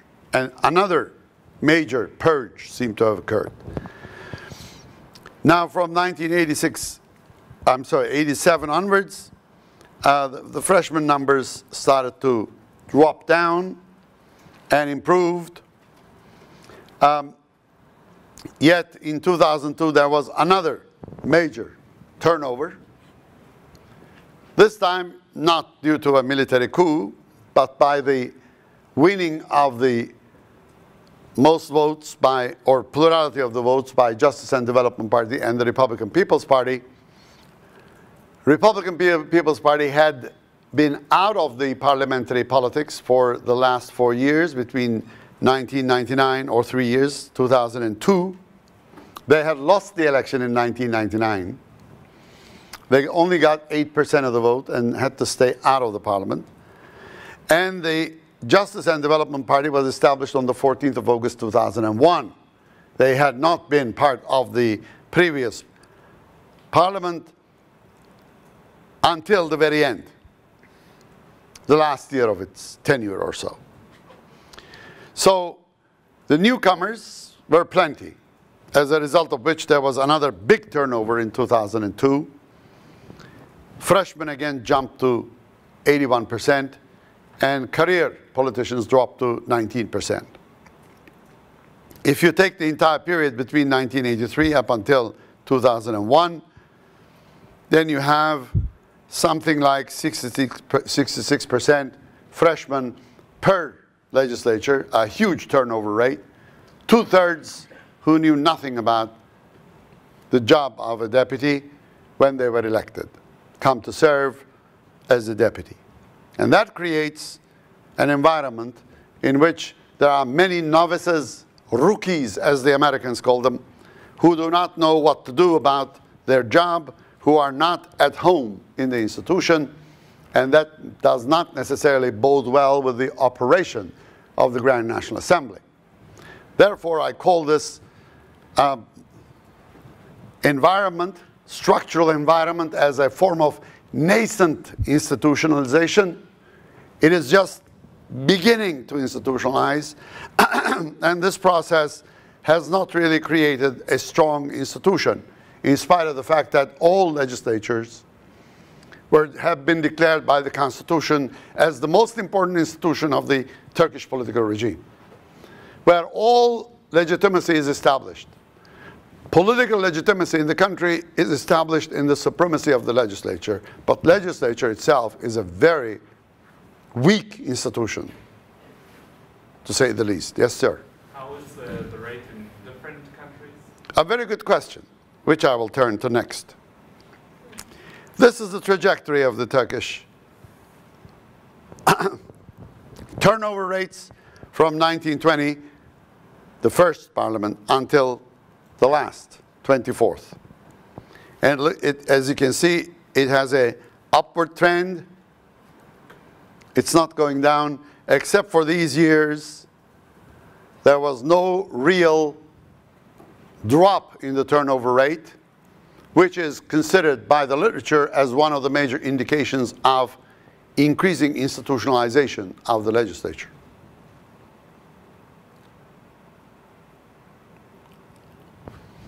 Now, this is the trend in the British Parliament between 1918 and 1974. As you can see, the trend is downward. Turnover rates drop dramatically. This is the year when the Labour get into the picture and the Liberals were pushed out in the two-party system. So the turnover rate jumped up. When you have a major party system change, which is reflected on the legislature, new characters get in, and then you have a high turnover rate. And then it dropped again and stabilized all the way until the 1970s. This is from the end of the First World War until 1974. Before the Thatcherite years, so to speak, which started in 1979. This is the US Congress from 1789 to 1977. We have longer data, which shows you how the Congress is institutionalized. The trend is very clear. It's almost a linear line after 1820s, if you take this part. It's a very smooth transition, and in which now about a little over 10% of the deputies or the congressmen and women are turned over. 90% or so get elected. Whether the US is a good example or not is a different matter. In both cases, in the British and the American, you see this kind of trend for dropping turnover rates. The same for the German Bundestag. Of course, there are two different periods. This is before the interwar period, and this is after the interwar period, between 1893 and 1976. The second period starts with 1945, and it shows clearly how the rate drops dramatically. Turnover rate drops dramatically. And this is the Turkish picture that I showed you earlier here, the same picture, for you to compare the trend in Turkey. This is the trend in Turkey, upward trend. This is the downward trend in Britain, sharp downward trend in the United States, again, sharp downward trend in Germany. And it looks as if the way Turkish legislative institutionalization is going is not the same way as the British, American, or the German cases where we have data for long periods of time that have been comparatively analyzed. But you can bring in the other legislators and you will see similar pictures. France perhaps is lagging in this a little bit because French had too many turnovers of their party system. Right at the end of the Fourth Republic, with the Fifth Republic, then in the Fifth Republic there have been many changes, especially on the parties of the right wing, and they're still going through the motions of topsy-turvy party politics, and that is reflected on the number of people who serve for longer periods of the French Parliament. Also, the Fifth Republic Parliament operates in a semi-presidential system, where my colleagues in France call that rationalization of the Parliament. Since I'm not a Frenchman, I'm looking from abroad, it looks as if it is sort of marginalization of legislature rather than rationalization. Though when I say that, they get upset, but that's not the part I have to be making here, simply because the legislature is effectively controlled by the government, the executive branch of the government, by the prime minister and the cabinet. And on most occasions, if the legislators decides not to adopt a bill suggested by the government, then they automatically decide for the dissolution of the parliament and go for early elections. And no legislature can do that in his or her right mind. So under these circumstances, it looks as if there is a revolver that is directed at the head of the legislatures whenever they vote. And they have to vote for the government-sponsored bills more assiduously than would be the case. So under those circumstances, the legislature fails to perform the deliberative functions, the debates in which the opposition can have a big say under these circumstances. And that's probably one of the main reasons why semi-presidentialism is so attractive to many Turkish politicians from time to time. So this picture creates an image that doesn't bode well with the tenure of the deputies. Now, I've also examined over longer periods of time, from the 1960s up until the 21st century, the turnover rates in the standing commissions of the Grand National Assembly, only the standing commissions. And as you can see, many of them, like when you look in these cells, discover that most of them are about 100%. There is no expertise, no professionalization, no career development. Only if you serve in a commission for a long period of time, over and over, then can you develop a memory of what you had done in the past. Then you can come up with precedents, the kinds of decisions you had made, how you dealt with some crises, etc. Without that kind of knowledge, it looks as if you open up to the risk of repeating the same mistakes over and over and over again and never learn. One most important factor in learning, and I don't have to teach you this because you have been learning for a long time as students, you learn from your mistakes more effectively than your successes. When you fail an exam and learn what the correct answer was, that's when you learn. You don't forget that. I didn't. The ones you pass through easily, the gut courses, you never remember. Of course, in my case, the last time I was sitting in your shoes was approximately 45 years ago. So my memory is very faint as to what I remember now. But again, let me tell you this much. I recall the failures in my past much more briskly than successes. You tend to learn from your failures, your mistakes. You don't want to repeat them because you pay a cost. And the only way you can learn from your mistakes is if you have the experience to repeat similar acts in the future. If you don't get that chance, you learn something, then all of you are swept aside 100%. Public Works, Construction, Transportation, and Tourism Commission, for example. Then freshmen come in, they know nothing about what went on in the last 1, 2, 3 sessions. Nothing. No accumulation of knowledge. No accumulation of tradition, custom. No accumulation of experience. No chance of not repeating the same mistakes. Nothing gets to build. And institutionalization is like, in any political structure or social structure, is more or less like the building of an atoll, for example, in the Pacific. It's a very slow process. You lay one layer over another, over long periods of time.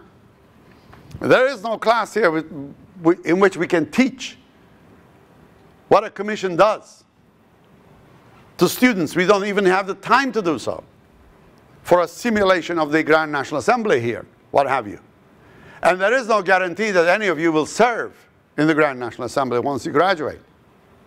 Perhaps those who've never taken any political science courses serve in the Grand National Assembly, which is often the case. Most of them are lawyers, but some of them are bureaucrats. In this commission, all of them are engineers. We don't teach them political science. I've only had a few students who took political science from engineering as undergraduates. They know nothing about legislature. So how are they going to learn? They learn by doing, serving in the commission. If you keep changing them, they don't learn. They learn, but they can't pass it on to the next generation. And therefore, no institutionalization takes place under those circumstances. There is no structural history, no structural tradition, no structural custom, no mores, no norms, nothing. That's the problem. It continues to be a problem. And this, of course, decreases the influence of the Grand National Assembly. And a Grand National Assembly develops that is in contradiction to what the authors of the constitutions had foreseen. Place where all political decisions are made for the nation, where all political legitimacy arises from. Well, the national will gets reflected. Well, all of this is fine, but it doesn't get reflected, effectively works, unless you have an institutionalized Grand National Assembly. With this kind of standard of operation, you can never have institutionalization. That's the problem that we seem to be facing. An uninstitutionalized legislature is a toy in the hands of a few powerful people, and that's what has been so far in Turkish politics. And that does not necessarily create an opportunity for any virtue of democracy to materialize under those circumstances. That's the problem. All of these arguments become hollow, meaningless. And in practice, it turns into the authority or authoritarianism or despotism of a few people. And to avoid that, you have to increase institutional metal and characteristics of the structure at hand. And furthermore, the Grand National Assembly's general floor meetings have also been environment in which not necessarily efficient work is carried out, but more effective fighting occurs. It's a place of confrontation, conflict, not one of deliberation, but fight. Sometimes physical fight, as some of you have probably noticed when watching TRT3. And there are also many violations of the standing orders. Standing orders, Articles 64 through 67, define how a deputy is supposed to act once the deputy gets to the floor. And it clearly writes, you have to be polite. Okay? None of you can let your younger brother or sister or children watch this sort of confrontation, because the kind of swearing and insulting goes on, the language employed by these people, increase their glossary of slang enormously. And it was discussed by the regulatory body of TRT, RTÜK, as they are called, on several occasions whether these should be aired or not, whether they should censor these words or not. I have no objection to that kind of censoring, to tell you the truth. You know, this is not the standard in which you would like your deputies to be engaged in. And they're violating the standing orders. That's also bad. They're supposed to be following that. And they're supposed to be addressing the General Assembly. So they should start with, you know, fellow deputies, or General Assembly, or the Grand Assembly. The typical way of referring to the Grand Assembly would be Yüce Meclis. And I have witnessed this on when I was studying the Grand National Assembly. My PhD dissertation is on the Grand National Assembly. And also, I also studied the Grand National Assembly for a long time, until the end of the 90s. And when I was sitting down there and watching them, you know, especially the newcomers, "Sevgili vatandaşlarım," they will start. Now the speaker says, "Mr. Deputy, you're not talking to the citizens. You're talking to the assembly. Please change your language." He said, "Okay, I understand." He said, turns out, "Sevgili vatandaşlar." This goes on. In one case, I counted 10 times. The speaker had to stop the guy. He's so conditioned to talk to the beloved citizens who voted him in that he can't hold back from referring to them. You know. This is what happens when you have freshmen, too many of them. Whereas those who had served for long periods of time, this is very easy. So, Yüce Meclis, I bow humbly in front of you, and then you continue on talking about it, matter. And of course, occasionally, people from the assembly, General Assembly, interfere. They shout at you. Now, this is nothing peculiar to the Turkish Grand National Assembly. All assemblies are like that. You should be able to know how to handle these talks. If you, for example, again, some of the very great examples of parliamentary politics, Sir Winston Churchill's memoirs, for example, or biographies written on him, about him. If you take that, you can see these kinds of interactions between him and the opposition Labour. He used to drink, and sometimes drink a lot. So in one occasion, for example, somebody from the Labour Party, when he was talking at the rostrum in the British Parliament, shouted, "You're drunk, We can't understand the way you're talking, you're mumbling, etc. You're drunk." He stopped, looked at it, said, "Madam, you're ugly. Tomorrow I'll be sober, but tomorrow you'll continue on being ugly." And then continue. This is the sort of language you have to be snappy, okay? Respond with. And that, of course, is not a very great capability that all of us have. So good oration and good orators are more effective in this kind of interaction. Yes? Are there any fees or punishments? Like, because in Germany, they have to pay, or they have to payment, no, but they can be kept out of the next meeting if they are considered as a pain in the neck by the speaker, and they may be told, they can be punished by, again, the decision of the General Assembly, which is not necessarily easy to be given to some members if they are in the majority. Because in Germany, in the smaller assemblies, then the party has to pay a fee, and then the whole party has to pay. Might have helped here also. Not in Turkey, not in this case. I don't think this is feasible, and I don't think they would accept doing that under these circumstances. And in the way majoritarianism works in the Turkish Grand National Assembly, if you had something of that sort, the opposition will be paying all the time and the government wouldn't be. And that would be a big, big problem. So you can't impose that.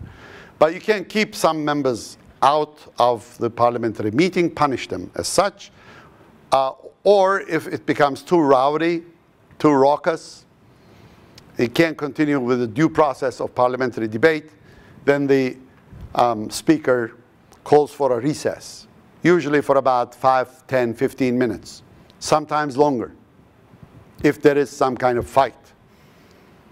And it had occurred only in one occasion that a person was killed in these fights. Somebody was hit on the face. He collapsed and died of brain hemorrhage on the spot. But that was only one occasion. In another occasion, in the 1920s, a deputy was killed by a revolver in his office. More recently, in the 1990s, a True Path Party member was also killed by the post office by a revolver carried by the Turkish Grand National Assembly, another deputy member. All deputy members are given revolvers, so they're well armed, to tell you the truth, to protect themselves. Well, that may be news to some of you, but we know that. And some do not accept it, so I have seen in many occasions policemen begging these people, "Sir, please take this gun. It's under my property and possession for the time being. I signed for it, so if it gets lost, I will be paying it out of my poor salary. I don't want to do that. Please get it." And the man says, "No, I don't carry guns. I don't want it." But some love to carry guns. There's a different gun culture, and they walk around with guns, and they are well armed. As far as I know, not in the General Assembly or the committee meeting, anyone has fired a shot yet. I'm waiting for it, to happen, but not yet. It hasn't happened yet. It will happen eventually in the future. But there have been incidents in which many objects have been tossed around, which I counted here, such as a bag, chairs, occasionally, of course, cell phones, pencils, pens, etc. There was iPad. iPad also. In one occasion, or two occasions, I'm sorry, water in a glass was tossed at the speaker or the deputy holding the rostrum, etc. So it can get physical.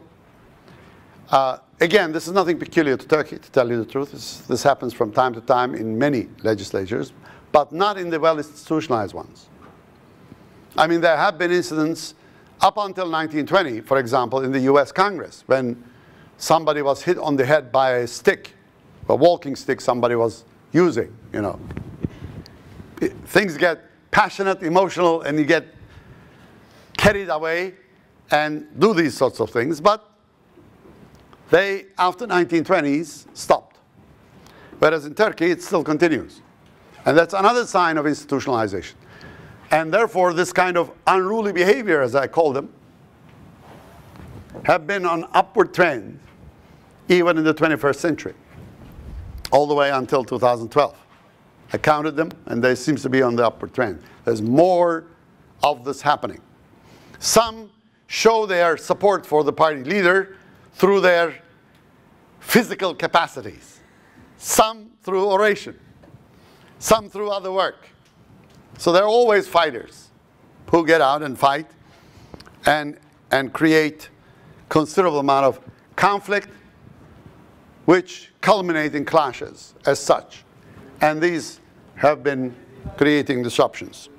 In one occasion, once upon a time, there was also a lady's shoe that was used to hit a senator on the head, which was made out of steel, and therefore the heel was made out of steel, and it punctured the skull of the senator, but it wasn't fatal. So under these circumstances, you know, these indications also show through other means that there is a lack of institutionalization, calm, technical, cooperative work, but there is confrontation, polarization, conflict, and this is carrying over into even physical fight in most